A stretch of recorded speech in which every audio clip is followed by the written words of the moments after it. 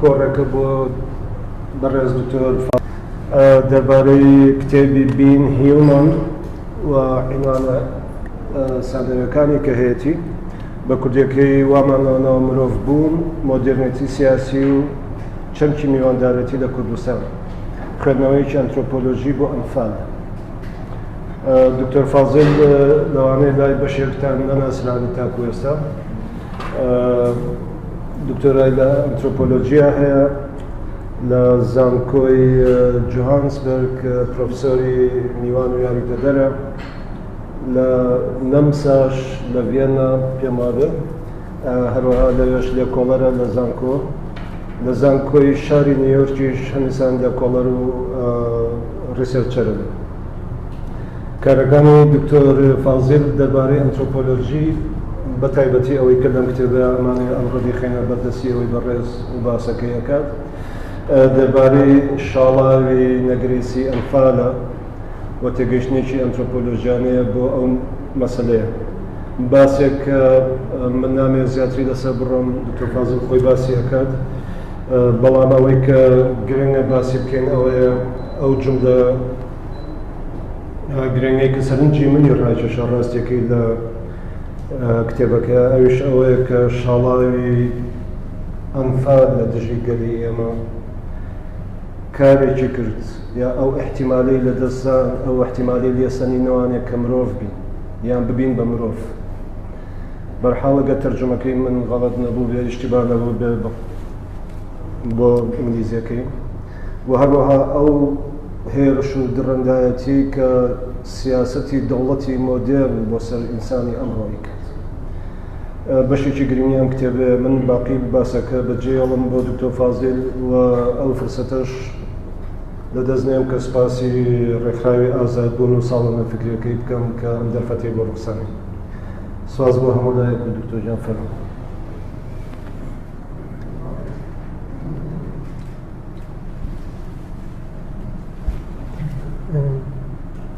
پێم وایە دەنگم باش بێ.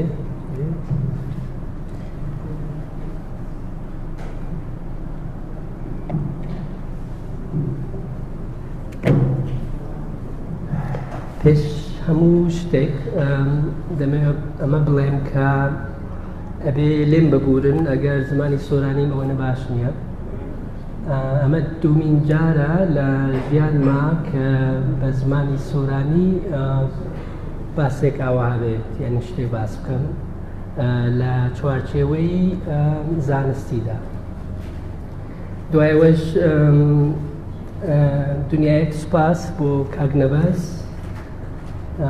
خۆشکە هەڵوێست، کاک تەحسین و ڕێکخراوی ئازادبوونیش بۆ ئەم دەرفەتە. پێش دوایەوەش دەمەوێت بڵێم ئەم کتێبە 11 ساڵی بردووە تاکو بێرە گەیشتووە و چاپ بووە. مانگی 3 ئەم ساڵ ئەم کتێبە چاپ بووە.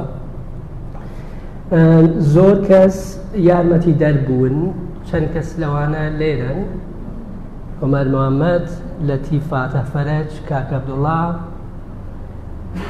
مامۆستا نەجم، عەداڵەت عومەر کە لێرە نییە، و زۆر کەسی تریش لە کوردستان بەشدار بوون، کاک عوسمان کە لەوێ دانیشتووە.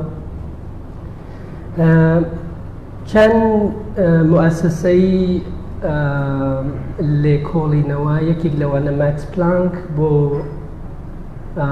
زانستی کۆمەڵایەتی لە ئەڵمانیا، زانکۆی هالە لە ئەڵمانیا، سەنتەری هۆلۆکۆست، جەنساید و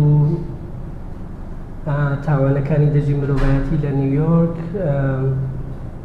سەنتەری ئینستیتوتی زانستی ئەنترۆپۆلۆژیا لە ڤیێنا و جۆهانسبرگ ئینستیتوت فۆر ئەدڤانس ستەدی، نازانم چۆن ئەدڤانس ستەدی بکەم بە سۆرانی، و زۆر کەسانی تریش بەشدار بوون، یارمەتی دەربوون، هاندەربوون بۆ ئەو بیرەی کە بەشێک لێ من ئەتوانم ئێستا لەگەڵی وای باس بکەم، بەشێکی تریش ئەتوانین لە کاتی سوال و جوابە یا قسەکردنا باسی بکەین، چونکە ئەو کاتە نییە. 11 ساڵ بە 1 ساعت و نیو یا نیو ساعت من ناتوانم باسی بکەم. یەک شتی زۆر گرنگەیە کە ئێستا من دەمەوێت لەگەڵتانە باسی بکەن ئەویش ئەوەیە کە چۆن ئەنفال ئەمەلیاتی ئەنفال یا جەنۆسایدی ئەنفال ئەتوانین لە چوارچێوەی 500 ساڵەی ئەمپریالیستی ئستعماری بخوێنینەوە. لە هەمان کاتیشا دەمەوێت بڵێم کە ئەمەی کە پێی ئەم کۆنسەپتی جەنۆسایدە هەوڵە دەین لێ تێبگەین هەم کۆنە هەم تازەشە. ئەوەی کە لە کۆنبوونی و تازەبوونیە ئەوەی کە کۆنبوون و تازەبوونی پێکەوە پەیوەندەکە ئەوی سیاسەتە. سیاسەتی ئێستا دەوڵەتی ئێستا لەگەڵ دەوڵەتی کۆنا زۆر جیاوازی هەیە. ئەمیش دەمەوێت بەپێی لێکۆڵینەوەکانی خۆم ئەم شتانەتان لەگەڵ باسەکەم. دیانە من 2011 تاکو 2015 خەریکی ئەم کتێبە بووم، 2 ساڵ تقریبەن لە کوردستان ژیاوم بۆم کتێبە. زۆربەی لە گوندەکان تەرکیزی کتێبەکە لەسەر چەند گوندە وەکو نمونە ئەوانش ئەتوانین زیاتر باز بکەین. لێرە هەموو زانیاری ئەوەیە کە لە کاتی جەنۆسایدا لە هەموو وڵاتەکان ئێستا کە شارەی پێەکەم تەرکیز هەمیشە لەسەر ئەوەیە کە قەتڵ کراوە یان نەماوە. تەرکیز لەسەر ئەوەی کە ڕزگاری بووە زۆر کەم بە تایبەت لە کوردستان. کتێبەکە تەرکیز لەسەر ئەوەکە کە ڕزگاری بووە کە ئێستا لە ژیان ماوە. پێش ئەوەی بچمە سەرەوە بابەتەوە دەست پێکەین، من دوای 2015 تاکو ئێستا ئیشەکانم تەرکیزی کردووە لەسەر ئیمپراتۆریەت یا ئیمپریالیزم کۆلۆنیالیزم لە غەربی ئەفریقا لە ڕواندا و لە ئەفریقای باشوور. تەرکیزەکەش لەسەر ئەوە بووە کە چۆن لەم حاڵەتەدا دەوڵەتە ئەمپریالیستەکانی ئەوروپا قەتڵی خەڵک لەگەڵ قەتڵی زانست یا فەرەنگە پەیوەند کردووە. یعنی لێرە یەک ئەمە بنیادێکی لێکۆڵینەوەی منە. تابەن ئێستا ئێمە بەپێی نەتەوە یا بەپێی ڕەگەز خەڵگە ناسین، بەڵام بەپێی ئەم تێگەیشتنە هەر گرۆپێکی مرۆیی گرۆپێکی زانستیشە. یعنی زانست لە خەڵک ناتوانین جیا بکەینەوە. ئەم تەرکیزە لەسەر ئەوەیە چۆن لە وڵاتانی ئەفریقا قەتڵی زانست کرا. تەرکیزەکە لەسەر قەتڵی زانستە و هەمان کات قەتڵی مرۆڤ. ئەمەش لە ئەم لێکۆڵینەوەش ئەوانەی غەربی ئەفریقا ڕواندا ئەفریقای باشوور خۆم وەکەوەی لەسەر ئەنفالیسم کردووە، بەڵام لامان کاتیشا لەگەڵ زۆربەی ئەوانەی کە پسپۆری بواری تونند و تێژی دەوڵەتین ئیشم کردووە. ئەمە یەکێک لەو ئیشە تازانەیە کە چۆن دوای قەتڵ عام یا قەتڵی زانست یا قەتڵی ژینگە یا قەتڵی هێزی سیاسی، ئمە کۆنسەپتی جیاوازمانەیە وەکو ئەمەی کە پێڵین جەنۆسایدمان هەیە، فەمینیسایدمان هەیە یعنی ژن کوشتن لەبەر ژنبوونیان، ئێکۆسایدمان هەیە قەتڵی ژینگە، پڵەرسایدمان هەیە قەتڵی هێزی سیاسی.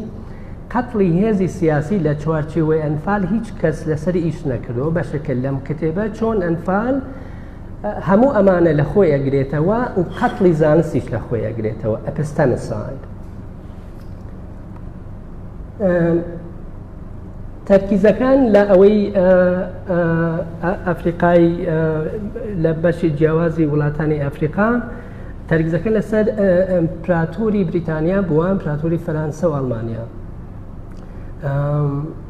ئەویش لە خوێندنەوەی هۆنەر ئەمانە کە هاتن مەسڵەن لە پادشای بنین یا ئەسانتێ لە غانا کە بریتانیا دێت پادشایەکە لەبەی نەدەن، شارەکان ئەسووتێنن هەموو ئیشە هۆنەریەکان کە بۆ ئەوان ژیانە، یعنی ئیشی هۆنەر پەیوەندی بە ژیانی ئابووری، کۆمەڵایەتی، سیاسی، مێژووی، ئارکیۆلۆژیوە هەیە و زانستی ئەوە هەیە، هەموو ئەمانە کۆ ئەکەنەوە ئەیان بن بۆ ئەوروپا. ئەو شتانە ئەوانە هەمووی ئێستا لە مۆزەخانەکانی ئەوروپا جێ خۆی گردووە بێ ئەزافەی ئەم وڵاتەش کە ئێستا لە 1920ەوە ئێمە پێ ئەڵێن عێراق. تەرکیزەکانەوە هەمووی لەسەر ئەوەی کە وتم قەتڵی زانست، ئەمەش قەتڵی هونەر وەکو زانست. ئەمەی ئیشەکانم وا بووە کە هەم لە دنیای ئەکادمی بێت، هەم لە دەرەوەی ئێوەش بێت. دیارە لە چەند پلاتفۆرمێکی تایبەت هەیە چۆن ئێمە بتوانین نەقڵی زانستی ئەکادمیا بۆ کۆمەلگا بکەین. ئەمە یەکدانە لەو پلاتفۆرمەیە کە جیهانیە، بەڵام پەیوەندی تەنها بە ئەو وڵاتانەوە هەیە کە دوای نەمانی ئیمپریالیستی بریتانیا بوون بە بەشێک لەوەی کە پێ ئەڵێن کامنوێڵث. ئەو زانکوانە لە وڵاتانە ئەتوانن یا لێکۆڵەرەکانیش ئەتوانن لەو پلاتفۆرمە چشت بڵاو بکەنەوە یان نووسین بڵاو بکەنەوە.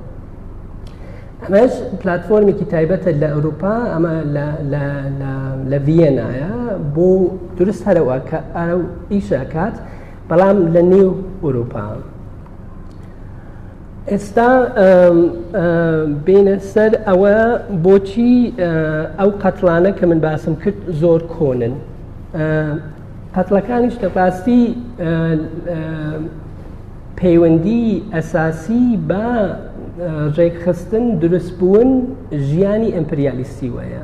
ژیانی ئیمپریالیستی ئابووری، فەرەنگی، کۆمەڵایەتی، تەمەدۆن یا هەر وشێکی تر لێ ئیسفادە بکەین بۆ ئەمە لەم وڵاتە دروست بووە. ئەو کاتە وڵاتێکی بەو شێوە نەبووە بە ناوی عێراق، بەڵام لە جنوبی عێراقی ئێستا دەست پێ کردووە لە شوێنێک کە پێ ئەڵێن ئۆر یا ئۆرۆک.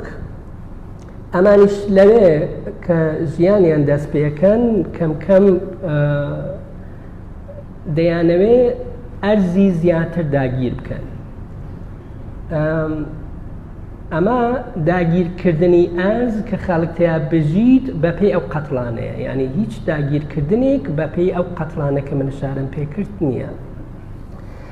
ئەمە ئەگەر ساڵی ئەم ساڵی میلادیش لەگەڵ یاسا بکەین تەبێت تقریبەن ئەمێتە 4500 ساڵ پێش ئێستا کە ئەمپریالیستی بەو شێوە کە ئێستا باسێکەم تا ئەم کاتی خۆمانە بەردەوام بووە لە قاتڵکردن.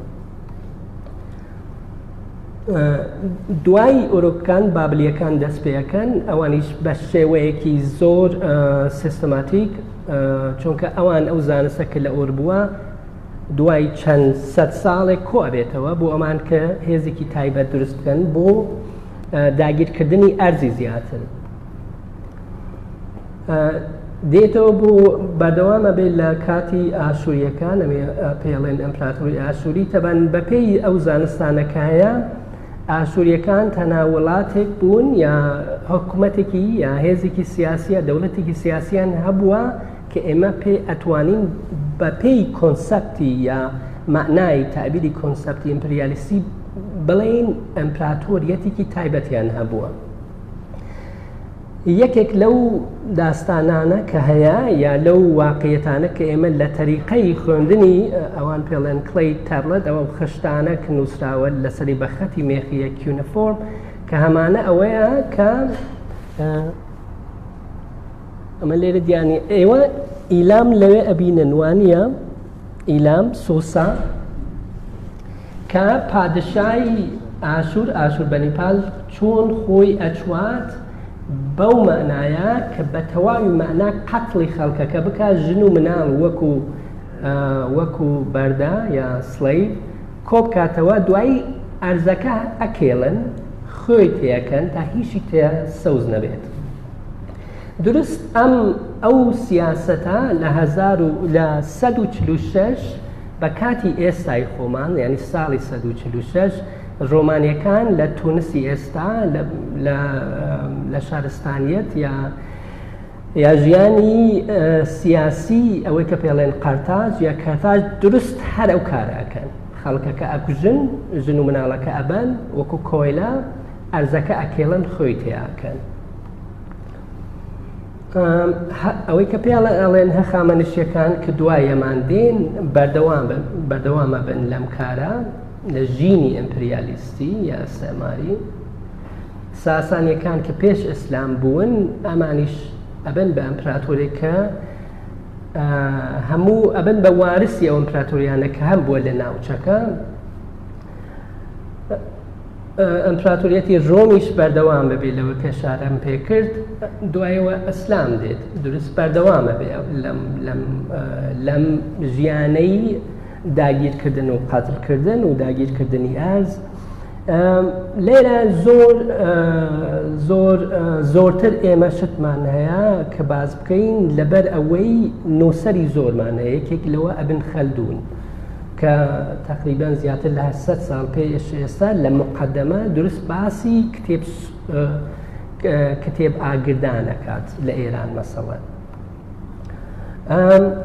هەموو ئەمانە ئەگۆڕێت، ئەمەش ئێمە ئەهێنێتە سەر ئەو کۆنسەپتی پۆلیتیکال مۆدرنیتیە. مەبەستم لە پۆلیتیکال مۆدرنیتی یا مۆدرنیتەی سیاسی ئەوە نییە کە ئێمە سیاسەتێک هەبوو لە کاتی ئۆر یا لە بابل یا لە ئاشور یا لە ڕۆم، ئێستا ئێمە سیاسەتی جیاوازمان هەیە. مەبەستم لە پۆلیتیکال مۆدرنیتی ئەوەیە ئەو تەکنۆلۆژیای ئەرزداگیرکردن، قەتڵکردن، فەرهەنگ لە ناوبردن ئێستا بە تەواوی مەعنا جیاوازە، دێنە سەر ئەو بابەتەوە. ئێمە لە 1492 ئەو کاتێک ئەسپانیایەکان دێن بۆ ئەوەی کە ئێستا ئەمریکایە، پێش هاتنیان خۆیان ڕزگار ئەکەن لە ئیسپانیا 700 تا 800 ساڵ وڵاتێکی ئیسلامی بووە و ئیسلامیەکان حکمیان کردووە. لە 1452 کە ئەو خەڵکە دەرەکەن یا بە زۆر ئەیان کەن بە مەسیحی، ئەویش خۆی قەتڵی جەنسایدە، چونکە تو کەسێکت بە زۆر لە دینێک مەجبورت کرد دینەکەی خۆی لەبیر بکات و دینێکی تر قبول بکات، ئەویش قەتڵی زاکرەیە بە تەواوی معنە. ئەمان لەوێ سیاسەتێکی تایبەت دروستەکان، حکوومەتێکی تایبەت دروستەکان، تەکنۆلۆژیکی تایبەت ڕێک ئەخەن بۆ داگیرکردن کە ئەتوانن ئەو مەسافە بچن تاگەنەوێ. ئەو کەسە کە کریستۆفەر کۆلەمبۆسە دروست بۆ یەکەم جاری کە دێت بە قەتڵ ئام دەست پێەکات، داگیرکردنی ئەرز و ئەوانە. لەم کاتانە ئێمە لە کاتی ئیمپریالیستی یا ژیانی ئیستعماری وڵاتە ئەوروپایەکان لەو کاتە تەنە ئەسپانیا و پۆرتەقال بوون. لە 1400 تا 1700 لەولا بریتانیا و ئەوەی هۆڵەندای ئێستا، فەرانسا و دوایەوەش ئەڵمانیا دەست پێەکەن. بەڵام لەو کات کە ئەبینن لە هیسپانیۆلا ئەبینن 1492 تا 1514 ئەو کاتێک ئیسپانیایەکان دێن. هەموو ئەمریکا بەو شێوە کە خۆتان ئەزانن ئەو ژیانی کە ئێستا هەیە کە پێڵێن وڵاتە یەکگرتوەکانی ئەمریکا بە ئەو مێژووی قەتڵ ئامە هەیە وەکو زۆر بە وڵاتەکانی دنیا. لەمانەش کە دێنە ئەفریقا یا ئەوەی ئۆسترالیا، نیوزیلاند، ئەمریکا، ئەمانە بە تەواوی معنە بە پێی قەتڵ ئام بووە، چونکە خەڵکەکە هەیە لیان کێسە ڕزگار بوو بێت بە تەواوی معنە زمان، فەرهەنگ، زانستی خۆیان بە تەواوی معنە لە دەستداوە. ئەمە چەند مەساڵە لە کاتی خۆمانە لە بدایی 1900ەوە ئەمەی ئێمە پێی ئەڵێن ئەوەڵین جەنسایدی سەدەی 20 یا 1904 ئەوەیە کە ئەڵمانیەکان لە وڵاتی کە ئێستا پێی ئەڵێن نامیبیا کردوێتی. تەبەن لەو کاتە بریتانیەکانیش بەردەوامە بن، فەرانسەویەکانیش بەردەوامە بن، بەڵام ئێستا ئەم کەیسە هەیە لەبەر ئەوەی ئەو کەسانی کە ڕزگاریان بووە ئەو کەسەیان گەیاندوتە ئەم کاتی ئێمە. یعنی دوای زیاتر لە 100 ساڵ ئەوان ئێستا ئەیانەوێ وڵاتی ئەڵمانیا ئەتراف بکە کە جەنساید بووە. مەبەستم لە هەموو ئەمانە ئەوەیە کە جەنسای ئەوەی کە پێڵێن جەنسای شتێکی تازە نییە، بەڵام وشەیەکی تەنهاش نابێت کورد بکرێتەوە لە ئەو معنایە کە یاسا هەیەی بۆی بەڵام بنەمای سیاسەتە، بنەمای سیاسەتی کۆن و ئێستا، یعنی بنەمای دەوڵەتی مۆدەرنە یا ئەوەی کە پێ ئێمە ئەڵێن کلۆنیەل ستەیت، یعنی دەوڵەتی ئستەعمارگەرە. ئەو وڵاتانە کە بە تەواوی مەعنا ژیانیان تێکدراوە یا بە قەول شیرازەی ژیانیان تێکدراوە قارەی ئەفریقایە. توانین ئەگەر کاتە بوو دێنە سەرەوە چۆنەوانە ژیانیان تێکدراوە و تەرکیزەکانی منیش لە چەند وڵاتە لەوێ بە شێوەیەکی تر لەگەڵ زاکرەی ئەو قەتڵانە لە ئەو جیلەی ئێستا لە ئەفریقای باشوور. پەیوەندی دەوڵەتی مۆدەرنی ئەو قەتڵانە کە لە 1992 یا 1492ەوە دەست پێ کردووە لەگەڵ ئەنفالا چییە؟ تەبەن ئێوە زۆر بەتان شاید باشتر لە من بزانن لە 15 تا 16 مانگی 1916 بریتانیا و فەرەنسا دێن بە تەواوی مەعنا ئەی کە پێ ئەڵێن کە ئەوان ناوی ئەنەن شەرق الئەوسەد یا میدڵ ئیست بە شێوەیەکی تازە دروستەکەن. بەو شێوە دروستیەکەن تابان پێش ئەمان کە ئەسلام بڵاو ئەبێتەوە پەیوەندی خەڵک لەگەڵ ئەو ژیانە ئەو زمانانە و زانستانە کە پێشتر هەبووە بە تەواو قەت کراوە، ئەمانیش دێن بە شێوەیەکی تر بەردەوام ئەبن لەو سیاسەتی تونند و تێژیە. لێرە ئەم کاتە لە 1916 تەبان بریتانیا 1970 لە ناو عێراقا 1920 بە تەواوی داگیری ئەکات. بەڵام پێش ئەوە ئەمان هەموو شتێ لای خۆیان بەرئەساسی سیاسەتی ئەمپریالیستی خۆیان هەموو شتێکیان دابین کردووە، دیزاین کردووە. ئەمە بەو شێوەیە کە ئێمە ئەتوانین بیبینین ئێستا. دوای 4 ساڵ دوای 1916 ئەوەی قەرارداد یا قەتنامەی سەڤرە هەیە کە ئەو کات ئەمپراتۆری عوسمانی کە بووە بە تورکیا قبولی ناکات، چونکە کوردەکان فەزایەکیان تێدایە لەوێ، ینی لەو قەراردادە فەزایەک هەیە. ئەوان تەبەنەوە هەیەتێکی تایبەت ڕێک ئەخەن کە بێت خوێندنەوەکی تایبەتی هەبێ لەم کوردستانی ئێستا بزانن ئەسڵەن هەسی نەتەوایەتی هەیە، ینی بیرێکی نەتەوایەتی هەیە، هێزێکی سیاسەتی نەتەوایەتی هەیە کە بتوانێت وەکو دەوڵەت دروست بێ لە کوردستان. ئەو هەیەتە کە دێنێرە ئەچنەوە بەو قەناعەتە ناگەن کە ئەو شتە هەبێ لە کوردستان. دوای ئەوەش ئەو قەرارانە کە هەیەیانە تورکیا قبولی ناکە، لەبەر ئەوە قەراردادی لۆزانمان هەیە. ئەم دوو قەراردادە بە شێوەیەکی تایبەت من لە یەک چاپتە لەم کتێبە لەسەری ورد ئەبمەوە تا پەیوەندێکە لەگەڵ ئەنفالا دروست بکرێت و چۆن بووە ئەو پەیوەندیە، پەیوەندی ئەمپریالیستی لەگەڵ ڕێخستنی دەوڵەتی عێراق بۆ لە ناوبردنی شیرازەی ژیان یا ژیانی کوردەکان. زۆربەتان ئەم قەراردادەش ئەناسن، ئەمەی ئەلیەسەن مەجید 408.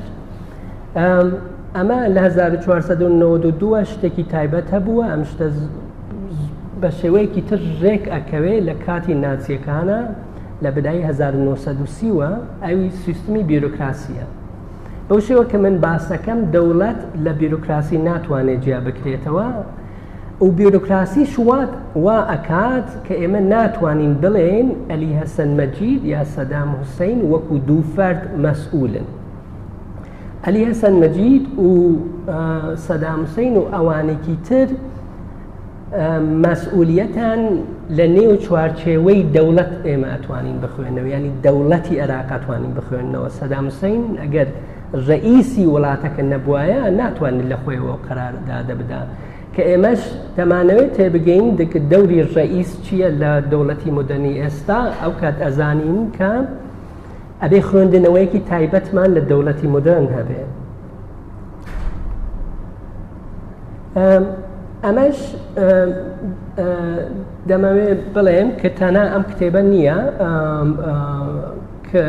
کە من لەسەر ئەنفال یاوەی کە پێڵین ئەنفال ئیسم کردووە بەڵام لە زۆر شوێنێکی تر لەسەر ئەم بابەتە ورد بوومەوە بابەتی جیاواز یەکێک بابەتی تەکنۆلۆژی قەتڵعام بەتایبەت بابەتی تەکنۆلۆژی قەتڵعام لە ئەو critical studies ئەوەی کە لە بین هەیە کە چۆن مەسڵەن دەوڵەتی عێراق ئەگەر ئەسلحەی نەبوایە تانکی نەبوایە تەیارەی نەبوایە یا ئەسلحەی کیمیایی نەبوایە چۆن دەوڵەتی عێراق نەیەتوانی ئەو کارە بکات ئەوە تەکنۆلۆژیەش تەکنۆلۆژیەکی جیهانی یا گلۆباڵە کە دیارە ئێستا ئێمە تیمێکمانەیە لە هەڵەبجە لەگەڵ چی پێڵێن ئەدڤۆکاتێک ئەمریکایی کەیسەکەیان بردوتەوە دادگای فەرەنسا کە بەردەوامە بن ئەوانە و شەریکانە کە بەشدار بوون محاکمە بکرێن خودی ئەو شەریکانە کە ئەمان ئێستا لە ئەڵمان ئەپرسید ئەڵێن ئەو شەریکانە ژیانی تایبەتی خۆیان هەبووە بەڵام لە هیچ وڵاتێک لە غەرب هیچ شەریکەیەک ناتوانێت خۆی قەرار بدات کە لەگەڵ دیکتاتۆرێکە پەیوەندی ئەسڵا فرۆشتنی هەبێت ڕێکخستنی شەریکە ئەو شەریکەی لە سامەڕا کە ئەسڵەی کیمیایی دروست کرد لە هەشتاکان لە نێو عێراق هەمووی لەگەڵ هاوکاری لەگەڵ دەوڵەتی غەربی ئەڵمانیایە بوو سیستمی بیرۆکراسی حەزبی بەعسیش لەگەڵ ئەڵمانیای شەرقیا بوو ئەو شوێنە کە من تێئاژیم لە بەرلین نزیکەی شاید 300 مترە بە پێبچی بۆ سەفارەتی عێراقی ئەو کات سەفارەتی حیزبی بەعس دوای 2003 هەمڵە پێەکەن سەفارەتەکە ئەسووتێنن کە من ئەو کات چووم هەموو شتێک تێک درابوو و دۆکیومەنتی دنیا پاخش بووەوە ئەو کەسیش لەوێ نەبوو هەموو ئەو دۆکیومەنتانە کە من کۆم کردەوتەوە ئەمان ئەوەیە کە چۆن نەفەر هەڵەبژێرن بێت نەفەر لە ئەڵمانیای شەرقی بێت سیستمی بیرۆکراسی ڕێک بخات و تەمرینی ئەرتشی تایبەت یعنی هێزی تایبەت بدات لە کاتی حیزبی بەعسا لە کتێبەکەش باسی ئەوە کرێ چۆن حیزبی بەعس یعنی فەلسەفەی بەعس ئەوانەی کە ڕێکیان خست فیلسوفە سۆریەکان کە لە سۆربۆن بوون کە پێش ئەوەی ناسیەکان بگەنە قودرەت ئەیدیۆلۆژی ناچی تەرجمەکەنە بەعسی یعنی ئەوەی کە بەعسا بەپێی ئیدۆلۆژی و نووسینەکانی ناسیەکانی یەکێک لەوە کتێبەکەی هیتلەر خۆیەتی کە باسیەکان ئەو کات لە ناو بەغدا خۆیان ئەڵێن ئێمە هەمومان عاشقی هیتلر بوون و عاشقی ئەو کتێبە بوون و تەرجمەیشیان کردبوو بە عەرەبی و کۆنسۆلی ئەڵمانیا ئەو کات لە بەغدا خۆی بە شێوەیەکی سیستماتی کاری کرد کە ئەو زانستە پەخش بێتەوە لە نێو بەغدا کات زۆر نییە بچین بۆ سەرەوە ئەمەش لە کتێبێکە لێرە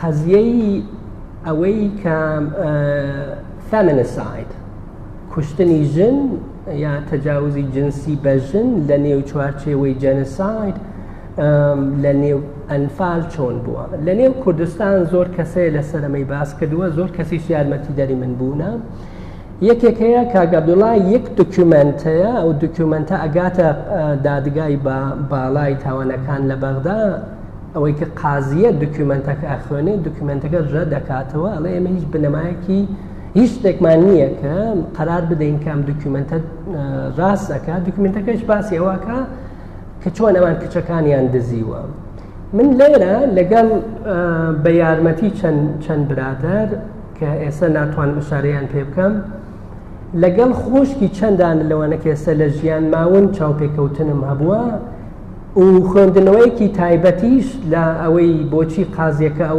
ئەو دۆکیومەنتە ڕەت ئەکاتەوە بدۆن ئەوەیەکە هەیئەتێک دیاری بکە کە بزانی چی بووە لە ڤەردیکت یا لە قەراردادی کە ئەنفال بە جەنۆساید ئەزانێت جەنۆساید تاوانی دژە مرۆڤایەتی و تاوانی جەنگ ئەوەی بەغدا 2007 دەستدرێژی جنسی بە تاوانی دژە مرۆڤایەتیش ئەناسێت بەڵام لێرە ئەوەی کە بۆ ئێمە گرنگە مەسەڵەی فەمینیسایدە مەسەڵەی کوشتنی ژن یا ئازادانی ژن تەعزیبی ژن لەو شوێنانە کە تیا بوونە.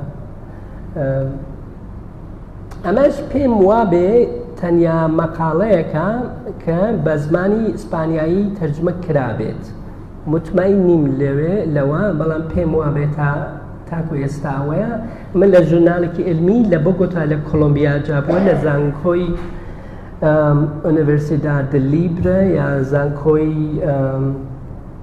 زانکۆی ئازادی ئەگەر بتوانم تەرجمەی بکەم بۆ شێوە لەگەڵ تیمێکی تایبەتیشە لە سوید لە ئاکادمیای سالگرانسکە لە زانکۆی یوتبۆری لەگەڵ ئەو تیماشە نزیکەی 4 ساڵ لێکۆڵینەوەمان هەبووە لەسەر تەئسیرات ئاسەواری چەکی کیمیاوی لە جەستەی مرۆڤ، نەک جەستەی ژن یا پیاو یا مناڵی کورد بەڵام جەستەی مرۆڤ. لەم حاڵەتە تابعاً مەسەلەکە کوردە. دوای ئەمانەش من هێشتا تەواو نەکردبوو لێکۆڵینەوەکە ئەوەی 2014 یەزیدیەکان دەست پێ کرد. لەو کاتەوەش ئەو کات کە هاتمێ لە 2014 لەگەڵ جەماعەتێکی ترا دەستمان کرد بە ئیشکردن قاتی ئەویش بوومە بەردەوامبوونی جەنۆساید. ئەمە بوو بە بنەمای تێگەیشتن ئایا دادپەروەری دوای دادگای باڵای تاوانەکان لە عێراق دروستەکرێت؟ ئایا دەوڵەتێکی مەسئول دوای ئەبێت بە نەتیجەی ئەو قەراردادەکەڵێ جەنۆساید کراوە، تاوانی دژی مرۆڤایەتی کراوە، تاوان دژی ژن کراوە، تاوانی جەنگ کراوە؟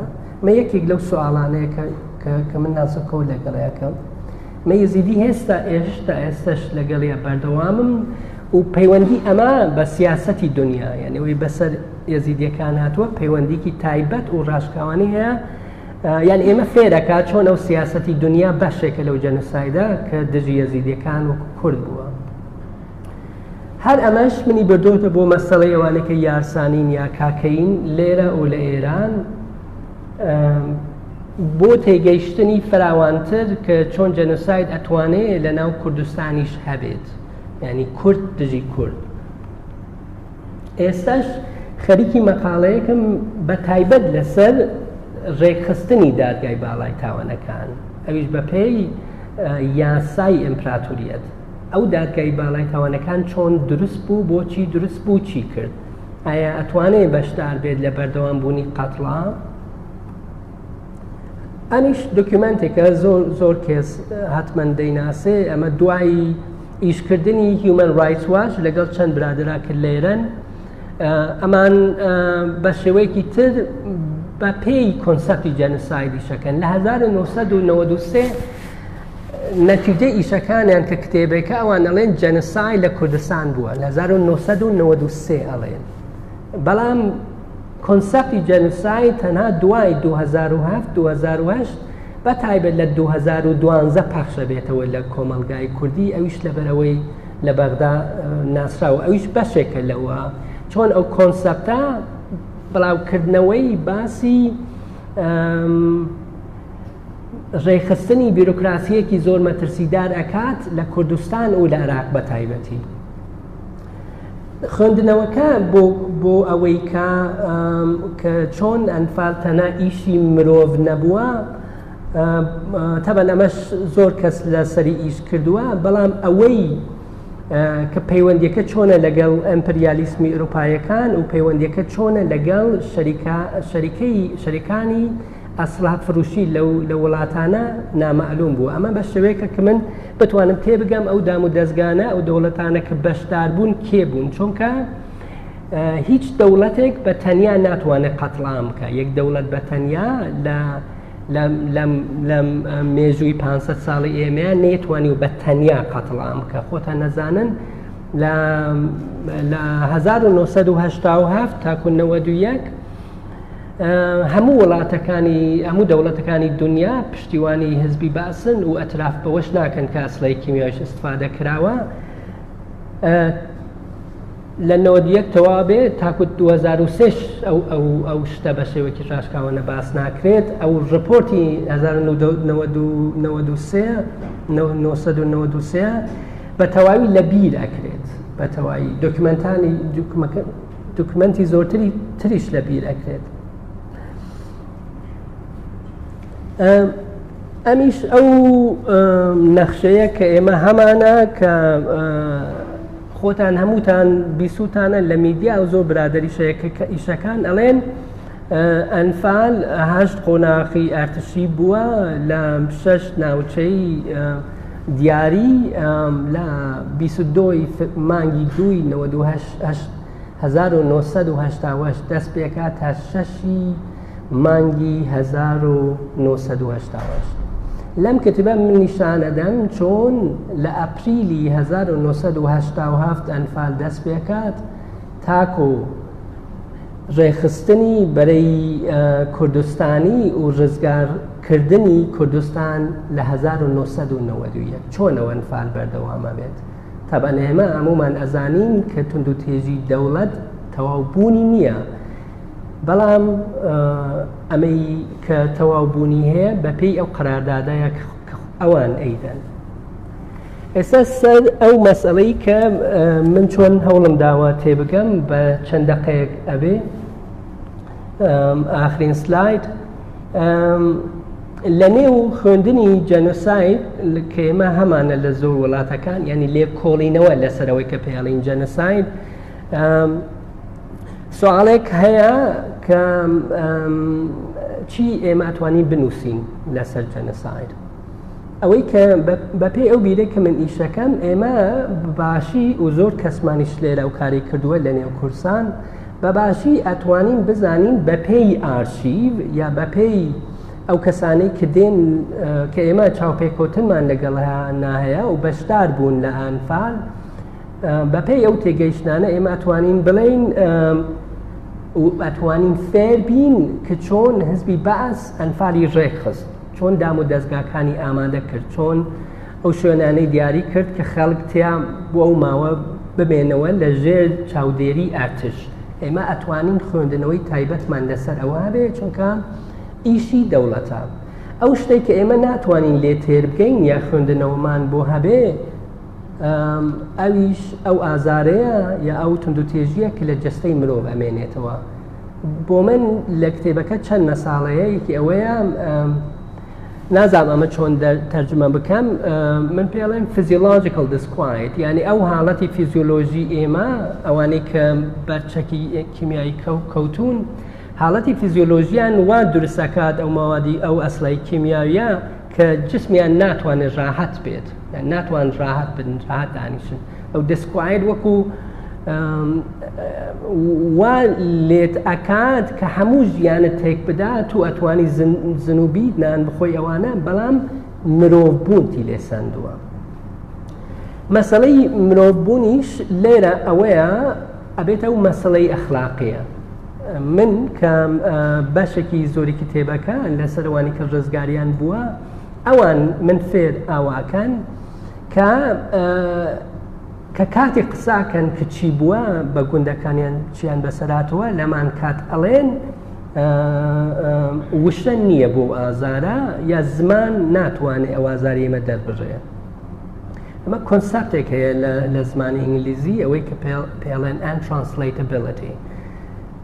ئەمە وشەی ترانسلیشن ئەوە نییە کە ئێمە لە زمانێک بۆ زمانێکی تر ئەو کارە بکەین، بەڵام توانینی بە زمانکردنی ئەو ئازارەیە، توانینی بە زمانکردنی ئەو ئازارەیە. ئەو هەوڵاشە ئەبێتە وەزیفەیەکی ئەخلاقی دروستەکات کە ئێمە پێڵێن ئەخلاقی تەرجمەکردن یا ترانسلیشن. ئەو وەزیفەی ئەخلاقیەشە کە وا ئەکات لە ئێمە زمان دەورێکی گرنگی هەبێ، زاکرەیەکی تازە لە کوردستان دروست ببێت کە ئەنفال چی بوو، یاسا بەپێی ئەو زمانە ئەتوانێت دادگایی بکات، ناوێک بۆ ئەداڵەت یا دادپەروەری دابنێ، سیاسەتێکی تر دروست بێت، یا ئێمە بتوانین لێکۆڵینەوە بکەین هەمووی بەپێی ئەو زمانە مەوزەخانە دروست بکەین، ئیشی هوەری بکەین، هەمووی بەپێی زمان. ئەمە شوا لە جەنۆساید یا ئەنفالەکە ئێمە ئەتوانین بیبینین وەکو ئیشێکی هوەری یا کتێبێک، شتێک بێت کە لە زاکرمانە هەبێت، شتێک بێت کە ئێمە ئەچینە گالەریەک یا کتێبێک ئەخوێنین بتوانین خۆمان قەزاوت بکەین، یعنی قەزاوت بکەین کە ئەوە ئەخلاقەن دروست نەبووە یا دژی مرۆڤایەتیە. ئەمەش ئەبێتە وارسێک دروستەکە لە کوردستان، وارسێک لە جیلێکەوە بۆ جیلێکی تر، ئەویش ئەو وەزیفەی نەقڵبوونی زاکرەیە، نەقڵبوونی زاکرە دروستەکە. ئێمە لە دەرەوەی هەموو ئەمانەی کە من باسم کرد ethics of translation مرۆڤبوون مانای نییە. مەسەڵەن تو وا بیر بکەرەوە کە ئێمە زمانمان نییە ئەوەش بەسەرمان ناتوە، یعنی زمان نییە ئێمە، یعنی زمانی پێ بنووسید لێکۆڵینەوەت هەبێ، مەوزەخانە نییە، ئیشی هونەری تێدا بنیت. هەموو ئەم ئینفراستراکچرەش دنیاییە، یعنی کوردی نییە یا عەرەبی نییە یا ئەڵمانی نییە، شتێکی دنیاییە کە خۆیان لە خۆیانەوە تەرجمەی ئەو توند و تێژیەکەن، بەڵام هیچ کات ناتوانن تەرجمەی ئازارەکە بکەن. ئەم تەرجمانە واکەن کە ئێمە وازارانە لە بیر ببووین، لەبەر ئەوەی خەڵک لێرە باسەکە لە میدیاکان مەوزەخانەیە یا کتێب هەیە یا ئەکتیڤیستەیە یا ڕۆشنبیرەیە باس بکەن، بەڵام ئەوانەی کە لە گوندەکان ئێستا ئەژین و مەسەڵەن گوندی جەلەمۆر تا 2013 لە مێژوویان بەرق نەبووە لە گوندەکەیان تا 2013 بەپێی قسەکانی خۆیان. هەموو ئەم ترانسلیشنەیش شێوەیەکی مرۆڤبوون لای ئێمە دروستەکات، بەڵام نەلای ئەوانە کە ڕزگاریان بووە. ئەمەی کە لای ئێمە دروستەکات کە لە لای ئەوانەوەی شتێت حاڵەتێکی میێوانداری دروستەکات. من یەک نمونە ئەدەم، چونکە ئەوە باس کراوە میێوانداری یا هاسپیتاڵەتی، من نازانم تەرجمەکەی بێ سوورانی چی بێت، بەڵام بۆ من کۆنسەپت یا وشەی میێوانداری باشە گونجێ لەگەڵ ئەو کۆنسەپتی هاسپیتاڵەتیە. کاتێک من لای کەسێک ژنێک مناڵ هاوسەر دایک و باوک براو خۆشک ماڵ ئارز هەموو شتێکی لە دەستداوە، هەموو شتێکی لە دەستداوە. من دوای هەفتەیەک لە ماڵیان ئەمێنم یا بەردەوام سەردانیان نەکەم، ئەو بۆ قەناتاگات ئەتوانێت لەگەڵ منە شتێ باس بکات کە من هاتووم گوێ بگرم. گوێگرتن، گوێکردن ئەساسی میێوانداریە. ئێوە وا بیر بکەنەوە ئەگەر هەمووتان کە هاتن بوێرە هیچ کامتان ناتوانیت دەنگی من ببیستن. ئەویش ئەساسی لێکۆڵینەوەیە. لە کاتی گوێکردن لەو ژنە یا لەو پیاوە یا لەو مناڵە کە لەو کات مناڵ بووە گەورە بووە، من جەستەی من ئەبێتە مێمانخانەیەک بۆ ئەو ئازارە. ئەو شەخصە ئەو مێژووە بەو شێوە ئەچواتە جەستەی من. زمانی شوا ئەبێت کە ئەو کتێبە ئەبێتە مێمانخانەی ئەو ئازارانە کە قابلی دەربژی نییە. ئەم ئازارەوە ئەکات کە من وەکو مرۆڤێک ناتوانم قەراردەر بم. ئێمە کۆنسەپتێکەیە بۆ دەوڵەت، کۆنسەپتی حەق سۆڵتە یا سابرنتی، ئەوان حەقی قەراردادیانەیە. مەسەڵەن دەوڵەتی عێراق ئەیتوانی قەرار بدات کە ئەبێت ئەنفال بکرێت، ئەبێ هێزی سیاسی لە ناو ببرێت، ژیانی کۆمەڵایەتی لە ناو ببرێت، زمان لە ناو ببرێت، زانست لە ناو ببرێت، فەرهەنگ لە ناو ببرێت. بەڵام ئەم ڕزگاربووانە کە قسەکەن ئەو حەقی سوڵتە لە هەر کەس کە بتوانێت گوێ بگرێ ئەسێنن. حەق سوڵتە لە سەدامیش مەسەلەوەی دادگا من باسەکەم ئەسێنن. کاتێک کە کەسێک ژنێکێ لە بالیسان پێ ئەڵێت ئەمە زۆر زۆر گرنگە، ئەڵێ بە سادام حوسەین ئەگەر تو هەمیشە باسی شەعبی عێراقیت کرد کە شەعبی عێراقی هەمووی بۆت گرنگ بوو، ئەی مەگەر ئێمە شەعبی عێراقی نەبووین؟ هەر ئەوەی کە ئەو ئەیزانەیە کە سەدام حوسەین کە قەراردەر بووە ئەتوانی ئەو شتە بچواتە ناو جەستەی، لەو حاڵەتە جەستەی مرۆڤ ئێمە دوو کۆنسەپتی جیاوازەیە، یەک ئەبێتە میێواندار، ئەوەکەیتر ئەبیت بە هاستج یا بێتە ئەسیر، ئەسیری ئەبەدی، ئەوەی کە لە جەستەشتا شوێنی خۆی گرتووەتەوە. بە کورتی ئەو تا مێژووی 4500 تا 50,000 ساڵ پێش کە نیشانم داوە لە سیاسەتی کۆن و تازە، ئەمێش بە پێ لێکۆڵینەوەی زۆر سیاست هیچ پەیوەندیک یا دەوڵەتی مۆدرن یا ئیمپریالیستی کۆن هیچ پەیوەندیکیان لەگەڵ ئەخلاقان نییە، یعنی هیچ پەیوەندیکیان لەگەڵ مرۆڤبوونان نییە. هەمووی بەپێی لە ناوبردننی مرۆڤە، بەپێی نامرۆڤکردنی خەڵکە و ئەمەش ئەم کۆنسەپتی هاسپیتاڵەتی خۆی نەقدێکی تایبەت دروست دەکات دژ بە دەوڵەت بەڵام سوالێکیش دروستەکە ئەمە ئاسکە هەمە ئەمین ژنێکە کە من لەگەڵای قساکەم بۆ ئەو لە وشەی دادپەروەری ئستفادەکات ئێمە کۆنسەپتی ئەداڵەت هەیە بۆ ئەو دادپەروەریە ئێمە ئەگەر بەو شێوە بتوانین مەسەن بەو شێوە کە من باسەکەم کە گوێ بگرین لەو کەسانە کە ڕزگاریان هەبوو لە کتێبەکە زۆرتریان ژنن چونکە پیاوەکان کوژراون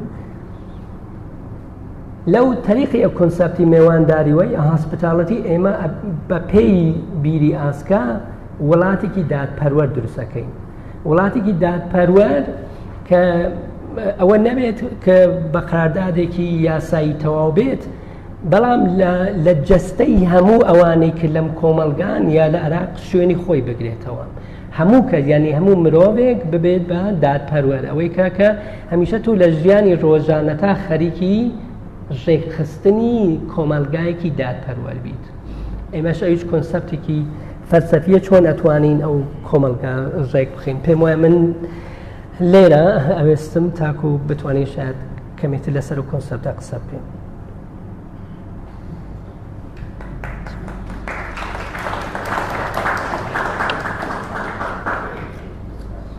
سپاس